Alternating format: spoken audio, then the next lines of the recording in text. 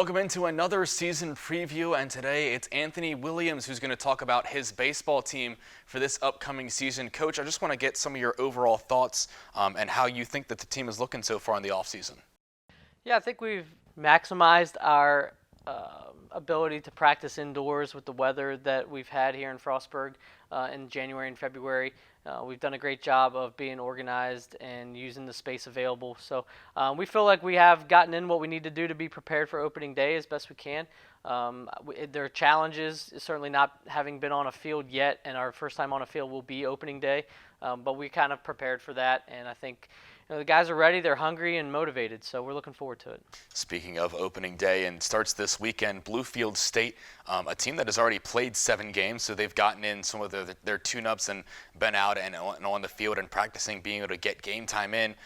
For you guys and looking at Bluefield, is it going to be sort of just getting out and getting everyone's feet wet and getting in, or is it you expect them to compete from day one, or is it going to be just kind of a mixture of both? Certainly an advantage to have played 7 games, when your opponent is just getting out there. But, I think it's really about minimizing walks and errors. Walks and errors in the beginning of the season are common.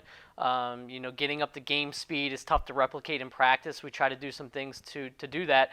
But I think there's definitely going to be an adjustment period. The compete factor shouldn't change, though. I think we talk a lot about our process and what it is to get ready to play on game day and compete. So our guys will be ready in that aspect, and they'll certainly be energetic because I will say one advantage we probably do have compared to a team that's played 7 games is everybody is amped up, energetic, and you're going to get that 100% best effort on opening day, just the excitement that comes with that. So we'll have that. I think we'll have that edge at least. The eagerness to get out there and that hunger and desire to play. But we just got to be able to slow the game down and breathe and go through our mental process, and take care of the baseball. Throw strikes, catch the ball, compete with 2 strikes in the batter's box, and if we can do those things, I think we'll be fine. Speaking about after this weekend, and you guys go down to North Carolina for a couple of weekends after that, and you look back at the past couple of years and back in 2020, and it was the second half, the conference schedule kind of got lopped off with COVID. And then last year, it was really the non-conference that got lopped off for a good portion of it. So now you have a full season and a full off season to prepare for this. And how do you think that the team is going to be able to handle their biggest game load in essentially 3 years almost? Yeah, moving into the Division II, at the Division II level, this will be our first full 50-game season. So, to me, that's, what we prepare for. I think our preparation hasn't really changed. So for some of the young guys maybe coming from high school that have only played a 20-25 game high school schedule, it might be a big jump for them, doubling the amount of games. We're playing in February, whereas a lot of high school programs don't even start practice until March. So there'll be that, quote-unquote rookie wall that some guys may have to fight through later in the season. But I think our guys are ready for this. This is what they signed up for. We're going to be able to use the first 4 weeks, as you mentioned, traveling south to North Carolina a couple times. Use those first 4 weekends to prepare for conference play come March 19th at home. So, that's really what it's about. So we're looking forward to it, and we think we'll be ready.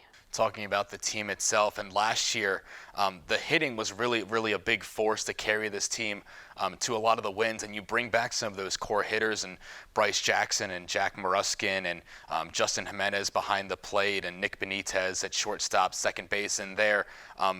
Obviously Bryce and Jack will get some of the headlines for how they hit last year, but there's a lot of guys coming in as transfers, as freshmen, that are going to make their impact as well on this team. But from a hitting force, do you expect it to be sort of similar to last year, with that being a key strength of this team?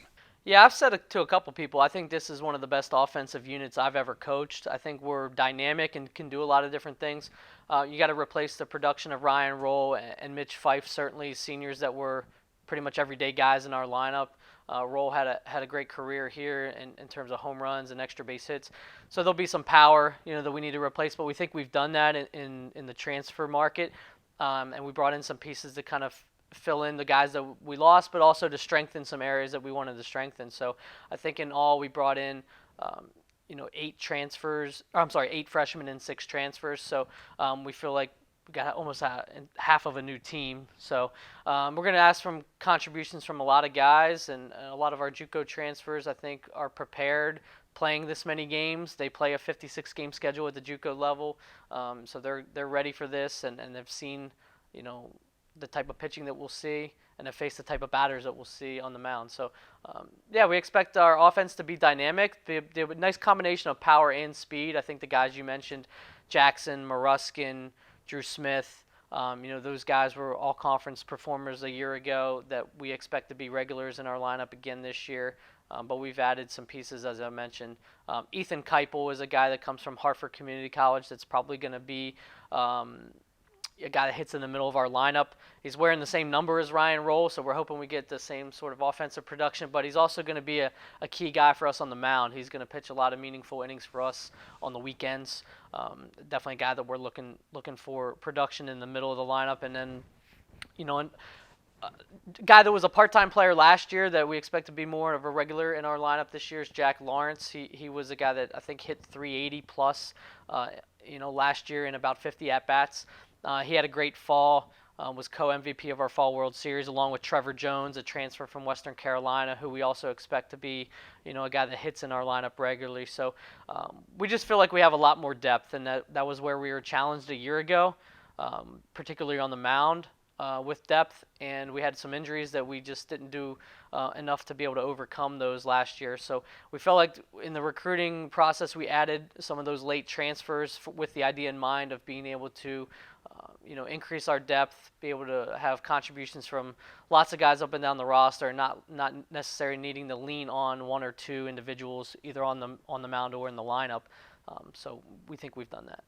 Talked about the guys on the mound, and some of the guys last year that were seniors and graduated, Caleb Smith, Franco Velasquez, two guys that pitched in big moments, and now you have to replace them, and you bring back some guys like Josh Cauliflower and Nick Trey, who can fill out a little bit more of the bullpen and provide that depth this year. And you mentioned the injuries, and Ben Vogt and A.J. Campbell both last year were heavy losses right before the season started. You get both of them back healthy this year, and you've added some more depth. So just speaking of the pitching staff and people look at it last year and they perceive it as a weakness, now that might be a strong point for this team. We certainly hope so. I'd be remiss if I didn't talk about what Franco did. We kind of nicknamed us Franco State last year because every time he pitched game one, we had a chance to win, and we certainly are going to miss his contributions in lots of areas. But as you mentioned, getting those guys back, A.J. Campbell, before COVID hit, he was a conference starter for us going into that 2020 season. Ben Vogt was a conference starter for us in 2020. We lost both of those guys due to injuries last year. Hayden Ford went down after just a few starts his freshman year. So getting those three guys back, full healthy Josh Cauliflower, and then adding the guys that we've added in the transfer market, Will Grove from Hagerstown Community College, Max Proctor from Frederick Community College, and then I mentioned Ethan Kuipel from Hartford. Those guys are all going to contribute, and we expect a couple of our freshmen, in particular Jake Stretch has really been impressive this year on the mound and at the plate, and Dean Wandell, another freshman. We can expect significant contributions from those guys on the mound. Wanted to talk about the senior class and some of the leadership that was lost last year, and talked about Franco Velasquez and Ryan Roll, and two kind of vocal leaders and characters in the locker room. Who has stepped up for you this year in terms of taking those leadership positions where you have so many fresh faces and it's a pretty much new look team this year, but in terms of getting the team together and providing the leadership, who's kind of stepped up this year for you? I think Bryce Jackson's really settled into a leadership role. He kind of had a little bit last year too. He's a fifth-year senior. I've been with him for 5 years at two different schools, so I think he does a nice job setting the tone with our guys. But they all kind of lead in different ways. Jack Lawrence is another leader of our team. Hayden McLaughlin, he's been here now for 3 years. And, we lean on A.J. Campbell, and Jack Maruskin is more of that lead by example, gritty, hard-nosed player that I think some of our younger guys can look up to on how he goes about his business. So those are some guys that stand out, but we brought some other guys in that bring and play with some great energy. In particular, Aaron Dutton is a transfer from CCBC Catonsville. He's going to play center field for us quite a bit. So those are just some of the guys that we lean on from a leadership standpoint.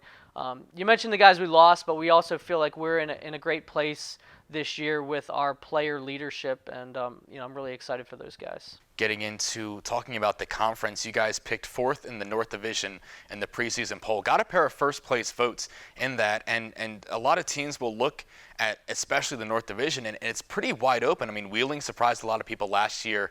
We're clear-cut the best team in the division, and then the South has obviously a pair of powerhouses, West Virginia State and Charleston, as well as some talented teams. But you look at the division that we play in, and it could be anyone's game, depending on, you have a couple of good weeks, you could be top of the standings, and then another team comes and surprises people as well. But looking at the conference, what are some of your expectations and what you're looking for out of this team going forward?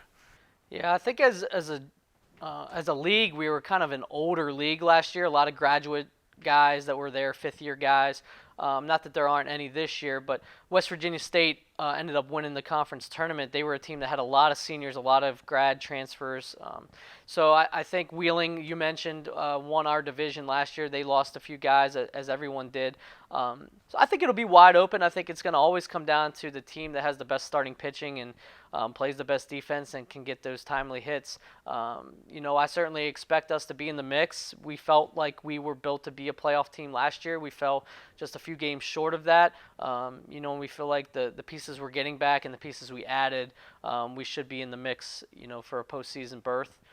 And I do think it's pretty wide open. We'll take the couple first place votes, whoever thought that we were deserving of that. And I think we have the type of team that can go out and win a Mountain East championship this year. I really do believe that. But we understand what that's going to take. And just looking at the teams last year, it was consistent starting pitching, and playing really good defense. That's kind of been the theme of baseball for a long, long time. So. All right, Coach. Well, thank you for coming on to talk to us. Want to wish you the best of luck for this upcoming weekend and for the season overall. I'm sure we'll be talking to you a few times here on the Frostburg Sports Network. We appreciate that. Yeah, we're looking forward to the 2022 season. We open up in Beckley, West Virginia, and we hope to finish our season in Beckley, West Virginia, because that's where the Mountain East Conference Tournament is. So we're ready to go. We're hungry and eager, so thanks for taking the time. All right, well, that is our baseball season preview, and next week we'll have our final spring season preview with men's lacrosse, so be sure to tune in for that one, and as always, go Bobcats.